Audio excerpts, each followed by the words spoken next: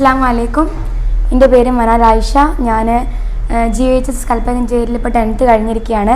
ഇത് എൻ്റെ സിസ്റ്റേഴ്സാണ്. ഒരാൾ മൈസ ഫാത്തിമ, ഇത് മൗസ മറിയം. ഞങ്ങൾ 3 പേരും ഒപ്പം ജനിച്ച് LKG മുതൽ 10th വരെ ഒപ്പം പഠിച്ച് വളർന്ന ആൾക്കാരാണ്.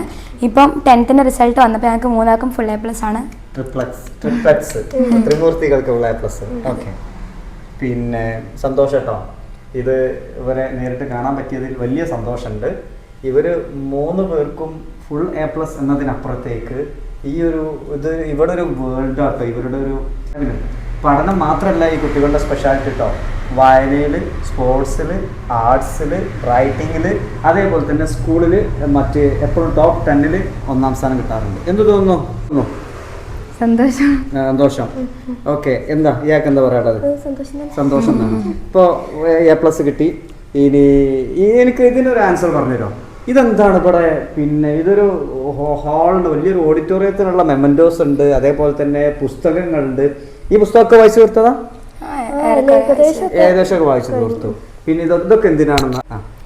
സ്പോർട്സിനും ആർട്സിനും അതേപോലെ തന്നെ പഠനത്തിലും 3 പേർക്കും ഓരോരുത്തരുടെ ടേസ്റ്റ് ഒന്ന് പറഞ്ഞു, എന്റെ പ്രേക്ഷകർക്കൊന്ന് പറഞ്ഞു കൊടുക്കും. ഇയാൾക്ക് അറബിക്കിനോടാണ് ഇഷ്ടം.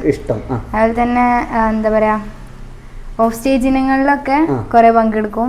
ഞാൻ സ്പോർട്സിൽ ഇഷ്ടമാണ്, സ്പോർട്സ് ഇഷ്ടമാണ്. വാപ്പാന്റെ പാതയിലൂടെ പിന്നെ എനിക്ക് ആർട്സും ഡ്രാമ, മോണോ ആക്ട്, സ്കിറ്റ്, അതേപോലെ പിന്നെ റൈറ്റിംഗ് ഒക്കെ ഉണ്ടല്ലോ, കഥ, കവിത, ലോക്കലിസ്റ്റ് റൈറ്റിംഗ്, അതിനൊക്കെ നിൽക്കാറുണ്ട്.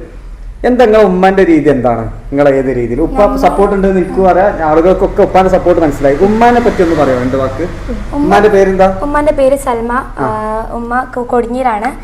ഏറ്റവും കൂടുതൽ ലോകത്ത് ഏറ്റവും കൂടുതൽ 2ാമത്തെ ഇരട്ട കുട്ടികളുള്ള സ്ഥലത്ത് കൊടിഞ്ഞിന്നാണ് ഉമ്മ വരുന്നത്. അങ്ങനെ ഒരു പാരമ്പര്യമുണ്ട്. എന്നിട്ട് പിന്നെ ഉമ്മ എന്താ വെച്ചാല് LKG മുതൽ 8ാം ക്ലാസ് വരെ ഞങ്ങൾ ഒപ്പം ഇരുത്തി പഠിപ്പിക്കുമായിരുന്നു. ഒരു മഗ്‌രിബ് മുതൽ ഇഷ വരെ ഒപ്പം ഇരുത്തിട്ട് ഞങ്ങളെ പഠിപ്പിക്കുമായിരുന്നു. ഡിഗ്രി ഹോൾഡറാ? അല്ല, ഉമ്മ 10th ആണ്. ഉമ്മ ഇരുത്തി പഠിപ്പിക്കുമായിരുന്നു. എന്നിട്ട് അങ്ങനെ മീൻസ് ഞങ്ങളെ യൂസ്ഡ് ആക്കി. മീൻസ് ഇന്ന ടൈം മുതൽ ഇന്ന ടൈം വരെ നമ്മൾ പഠിക്കണം എന്നുള്ള ഒരു ഇതുണ്ടാക്കിയിരുന്നു. പിന്നെ ഞങ്ങൾ 10th ഒരു 10 വയസ്സ് കഴിഞ്ഞ ആഴ്ചയാണ് ഞങ്ങൾ സിനിമകാരിൽ പോലുള്ള സാധനങ്ങളൊക്കെ കാണിക്കൽ തുടങ്ങിയിട്ടുള്ളത്. അതുവരെ കാർട്ടൂണ് ഉപ്പ് ഇട്ട് തരുമായിരുന്നു, CD ഒക്കെ ആയിട്ട്. അല്ലാണ്ട് TV കാണുന്ന ഇതൊന്നും ശീലമൊന്നും ഇല്ലായിരുന്നു. പിന്നെ ഫോൺ ഇപ്പോഴാണെങ്കിലും ഒരു കുറച്ച് സമയം തരുള്ളൂ. അല്ലാതെ സ്വന്തമായിട്ട് ഫോണൊന്നും ഇപ്പൊ തന്നെ ഒരു +2 കഴിയണ വരെ സ്വന്തമായിട്ട് ഫോണൊന്നും നിങ്ങൾ ആലോചിക്കണ്ടെന്നാണ് ഞങ്ങൾ പറഞ്ഞിട്ടുള്ളത്. അതേപോലെ സ്കൂൾ തുറന്നു കഴിഞ്ഞാൽ ലാപ്ടോപ്പ് ലോക്ക് ചെയ്ത് വെക്കും, TVന്റെ റിമോട്ട് എടുത്ത് വെക്കും. പിന്നെ പഠിക്കാൻ സ്ട്രെസ് ചെയ്യിക്കൂല. പക്ഷെ എക്സ്ട്രാ കരിക്കുലർ ആക്ടിവിറ്റീസ് പങ്കെടുക്കുമ്പോൾ ജസ്റ്റ് ഇങ്ങനെ റിമൈൻഡ് ചെയ്യും, മനാലെ മൈസ മാർക്ക് കുറയാൻ പാടില്ല കേട്ടോ. അങ്ങനെ വല്ല സ്ട്രെസ് ചെയ്യിക്കൂല. പിന്നെ എന്താ വെച്ചാൽ നമ്മൾക്ക് ആൾക്ക് പങ്കെടുത്ത് കഴിയുമ്പോൾ ഉമ്മാക്കൊരു സങ്കടമാവില്ല നമ്മൾ മാർക്ക് കുറഞ്ഞു കഴിയുമ്പോൾ. അതിന് നമുക്ക് ഉമ്മാനോട് വേണ്ടി പഠിക്കും. ഇപ്പൊ എന്ത് തോന്നുന്നു? പൊതുവെ ചില ആളുകൾക്ക് മൊബൈലിന്റെ പേരിൽ മൊബൈൽ വാങ്ങിച്ചു കൊടുക്കാഞ്ഞിട്ട് ആത്മഹത്യ ചെയ്യുന്ന കുട്ടികളുടെ നാട്ടിൽ ചിലപ്പോൾ എക്സ്കർഷന് ടൂർ പോകാൻ പൈസ കൊടുക്കാഞ്ഞിട്ട് 5ാം ക്ലാസ്സുകാരൻ ആ ഭാഗത്ത്, പാലക്കാട് ഭാഗത്ത് ആത്മഹത്യ ചെയ്ത നാട്ടിൽ ചില സമയത്ത് ഇങ്ങനെയൊക്കെ നിൽക്കുമ്പോൾ നിങ്ങൾക്ക് പിന്നെ ആ സമയത്ത് ചെറിയ നിയന്ത്രണങ്ങൾ എന്നാൽ വളരെ സന്തോഷത്തോടു കൂടി വളർത്തി, ആ നിയന്ത്രണങ്ങൾ നിങ്ങൾക്ക് പോസിറ്റീവോ നെഗറ്റീവോ ആയത് ഒന്ന് പറഞ്ഞു കൊടുത്തേ. തീർച്ചയായിട്ടും പോസിറ്റീവ് തന്നെയാണ്. 3 ഫുൾ A+ കിട്ടി. ഈ ഒരു റൂമിൽ ഇങ്ങനെ ഒരുപാട് ഉപഹാരങ്ങൾ കിട്ടി. കാണുമ്പോൾ പോസിറ്റീവ് തന്നെയാണ്, 100%.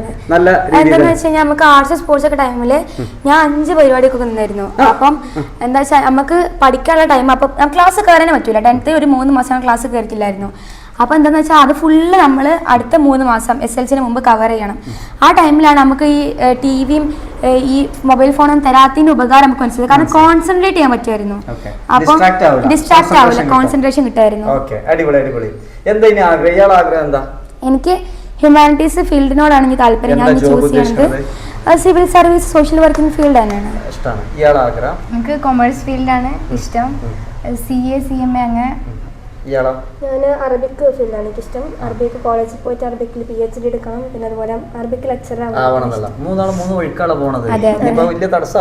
തടസ്സം മീൻസ് എന്താ വെച്ചാൽ നമ്മൾ ചെറുപ്പം മുതലേ ഒപ്പം നടന്നുകൊണ്ട് ചെറിയൊരു ബുദ്ധിമുട്ടുണ്ടാവും. എന്നാലും നമ്മുടെ വിജയത്തിന് കുറച്ച് ബുദ്ധിമുട്ട് വേണം.